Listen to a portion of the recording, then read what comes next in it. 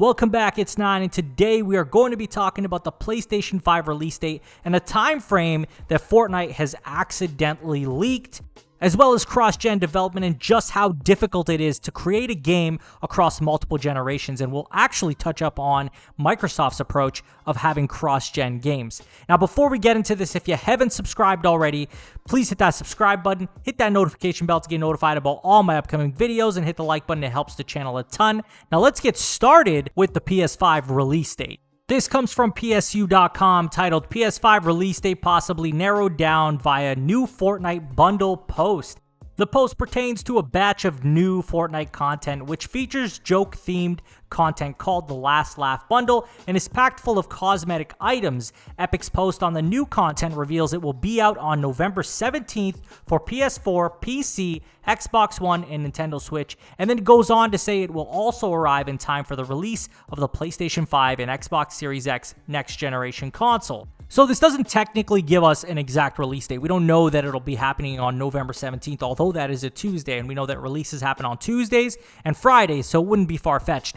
But we know that when there was a rumor happening in October that that's when the PS5 would release, they had come out and confirmed that October was not the month that the PlayStation 5 was going to drop. Now, this gives us a small window of when it could possibly be. We know it's not in September. We know it's not in October. We know that it has to be in the holiday season. So that pretty much leaves between November and December, end of December, which it would make no sense for them to release a console in December, although it is possible.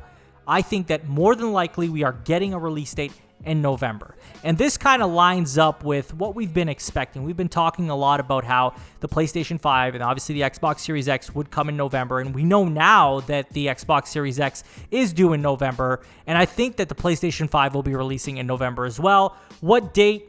Honestly, it could be anyone's guess, but I think giving us that month confirmation really makes that difference. Epic Games would know when the PS5 is dropping. This isn't something that only Sony would know and only their staff would know. It just doesn't make sense that people who are making games for the platforms wouldn't know when those games are going to be live on those platforms. So November, officially, I'm going to say officially, is the date, or at least the month, that the PlayStation 5 will drop.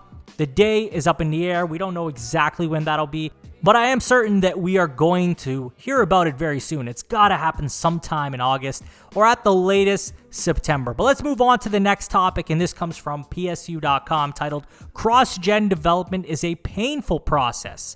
In a Twitter thread discussing cross-gen and reluctance of a large portion of the overall gaming community to embrace the seemingly inevitable trend of next-gen exclusives, Lineman replied that this has been a long-held business practice and indeed has helped advance the gaming industry as a whole. In response that making games now should be much easier than 25 years ago, Lineman commented that nobody wants to develop for an underpowered Jaguar CPU any longer. I've spoken with enough developers to know how painful the process is at this point.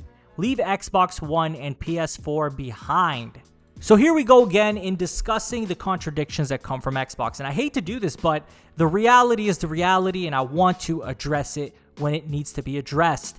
A lot of developers and studios came out to agree with him on Twitter. So this isn't anything just on one side of the fence. People are pretty much in agreement that creating games for underpowered hardware or hardware that is just outdated is not something that's enjoyable to do. Simply put, it creates these barriers for them to have to try to work around because they want to make the best game possible on next gen, but also make it compatible with previous gens. So when Xbox head comes out and says, hey, you know, that's not actually how it works, it's a meme, it's this and that. No, clearly it isn't. When we have developers who are actually making the games talk about how it has created barriers, it has created more difficulty in making these games, it truly shows that yes, putting games on multiple platforms, especially in varied power, like huge variables, they're not even comparable, is going to create more stress on the studios, and it's not going to create the best experiences possible. So exclusive games is something that developers love, and they are okay with that because it allows them to know exactly what they're working with. And this really goes back to what we've been talking about for so many videos now, that it is a good thing to have exclusives. It is a good thing that we are going to have next-gen exclusives rather than have games that are going to work across so many different platforms, creating so many different variables when developing games. So again, we are looking at what Phil says, and unfortunately, like I said, I really like what Phil Spencer has done to a degree, but at a lot of times it seems he contradicts himself, or he says things that just seem so far-fetched, and this is one of those cases where that's exactly the situation. At this point, it's not speculation on my side anymore. This is basically developers coming out and admitting and saying that working with old hardware sucks, working with dated hardware sucks, creating for multiple generations sucks. So if that's how some devs feel, I can imagine that other devs feel the exact same way. I mean, it can't just be a one-off that people feel that it's not the best to create games across multiple gens. I feel like this was a given anyway. I don't feel like this was anything revolutionary. This is stuff we already knew, but finally hearing people admit it, yeah, it makes that difference. So there you have it, guys. Straight from the horse's mouths saying that it sucks to make cross-gen games. So yes, creating games for Xbox One S all the way to the Series X is a problem, and it's gonna hold back games because they can't possibly do everything for both sides of the generation. It just simply can't be done. And nobody can make me think otherwise because that's just the reality of it, and it comes down to hardware. And if the hardware isn't up to snuff to be able to perform at the level that devs want it to, then they can't create the experiences that they truly want to make. But I'm going to pass this on to you all and ask you, what do you think of the PS5 release date? Do you think that we could possibly be getting this console in November? And do you think maybe November 17th?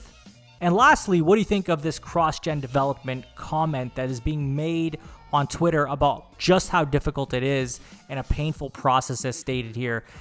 I think that it makes a lot of sense, and I think that this is just another contradiction from Phil Spencer, but I would love to hear your guys' opinions on it.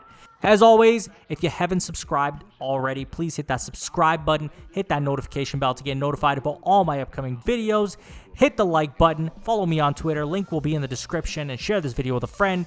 I will talk to you guys on the next one. Take care.